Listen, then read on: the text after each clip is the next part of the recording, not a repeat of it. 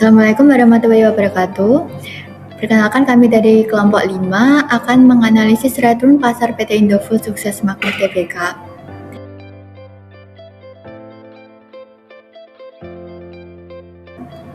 Dengan profil perusahaan, PT Indofood Sukses Makmur dengan kode sahamnya INDF merupakan salah satu perusahaan makanan dan minuman terbesar di Indonesia. Perusahaan ini bergerak sebagai Total Food Solution Company, yaitu menjalankan kegiatan usaha mulai dari pengolahan bahan baku, produksi, hingga distribusi produk ke konsumen. Indofood memiliki jaringan distribusi yang luas dan produknya dipasarkan di Indonesia maupun berbagai negara di dunia.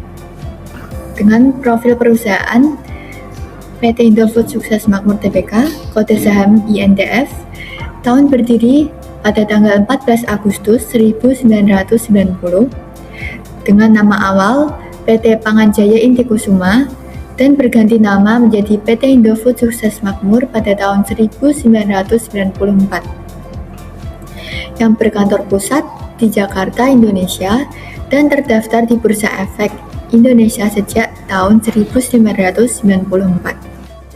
Selanjutnya, visi dari PT Indofood Sukses Makmur Tbk yaitu menjadi perusahaan Total Food Solution yang memberikan produk berkualitas kepada konsumen melalui inovasi, efisiensi, dan pengembangan bisnis yang berkelanjutan.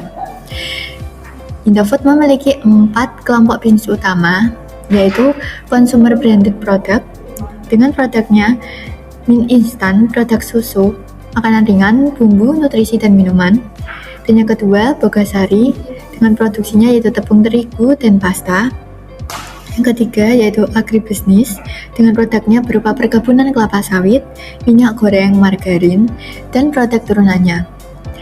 Dan yang keempat terakhir distribution, yaitu distribusi produk Indofood ke seluruh Indonesia melalui jaringan distribusi yang luas. Produk unggulan dari PT Indofood itu meliputi Indomie, Supermie, Sarimie, Popmie, Indomie, Citato, Qtela, Bimoli, tepung Bogasari, atau yang biasa kita temui itu ada tepung segitiga biru dan cakra kembar, serta produk-produknya yang telah dipasarkan di lebih dari 100 negara. Untuk keunggulan perusahaannya, pada PT Indofood, salah satu perusahaan FMCG terbesar di Indonesia, PT Indofood memiliki modal bisnis integrasi dari hulu hingga hilir, memiliki portofolio merek yang kuat, memiliki jaringan distribusi yang menjangkau seluruh Indonesia, dan PT Indofood ini terdaftar di Bursa Efek Indonesia dengan kode saham INDF. Kondisi IHSG PT Indofood pada saat ini itu mulai menunjukkan pemulihan. Prospek saham INDF masih dinilai cukup baik. Hal ini didukung oleh yang pertama, produk Indofood yang merupakan kebutuhan pokok hingga permintaannya relatif stabil. Selanjutnya, kinerja keuangan yang masih mencatat pertumbuhan laba dan reputasi INDF sebagai perusahaan dengan fundamental yang kuat dan pembagian dividen yang konsisten.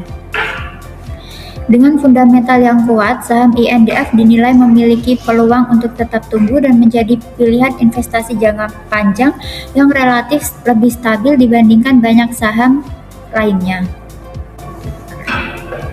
Untuk mencari return pasar pada PT Indofood, kita bisa mencari dengan rumus ini, IHSG akhir dikurang IHSG awal, kemudian dibagi IHSG awal. Untuk data IHSG terbaru, kita menggunakan data historis dari investing.com penutupan perdagangan.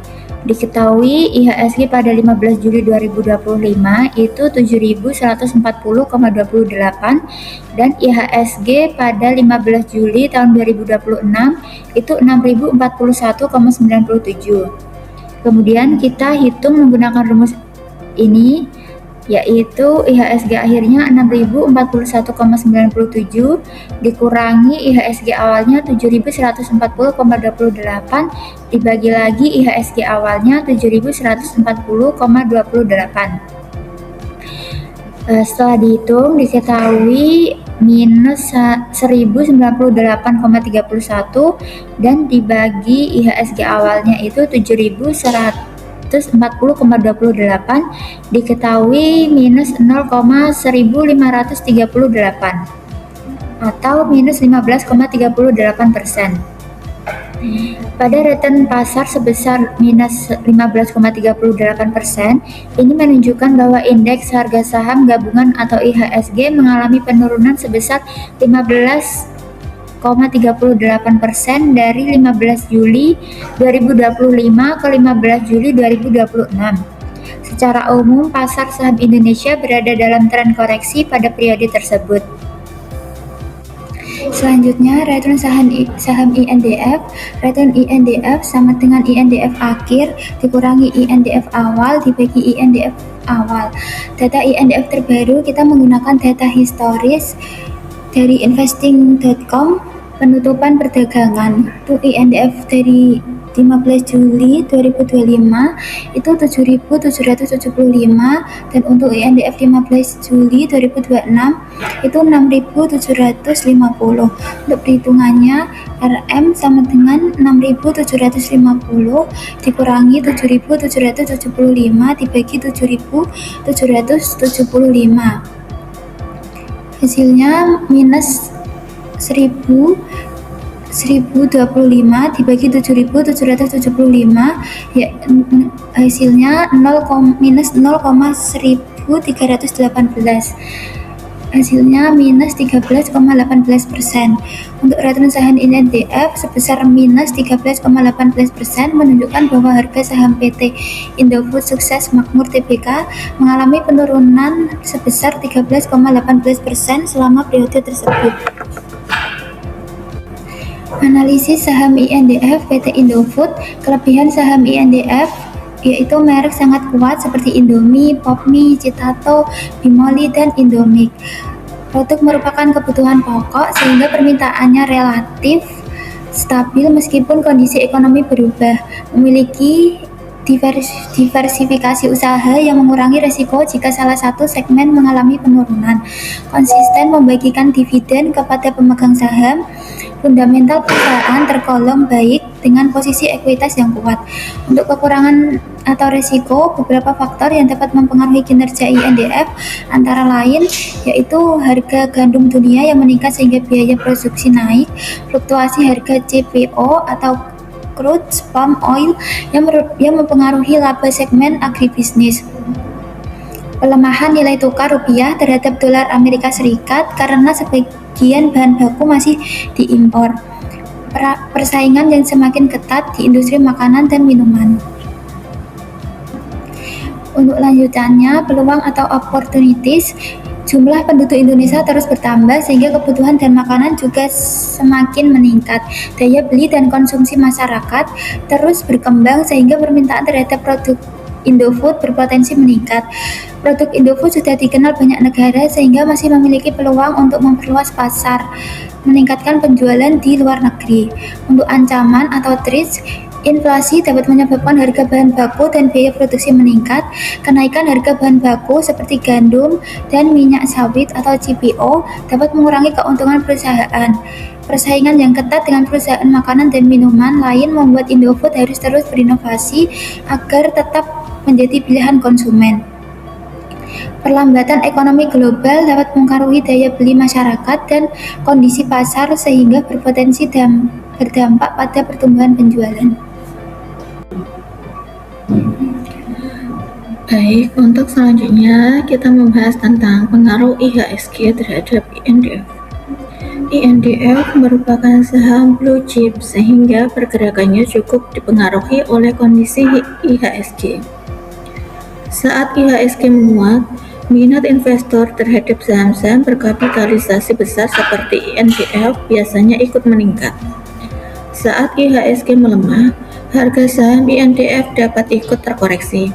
Namun, karena bergerak di sektor kebutuhan pokok atau consumer non-cyclicals, penurunannya umumnya lebih terbatas dibandingkan dengan saham sektor yang lebih sensitif terhadap siklus ekonomi.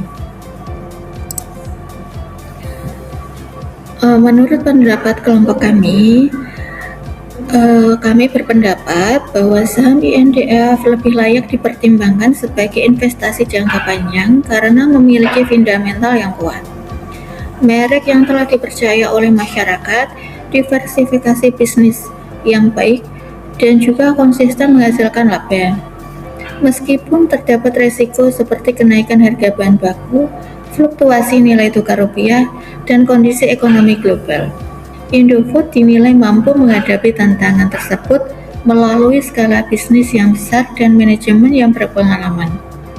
Oleh karena itu, INDF merupakan salah satu saham blue chip yang relatif stabil dan juga sesuai bagi investor yang mengutamakan pertumbuhan jangka panjang serta potensi dividen.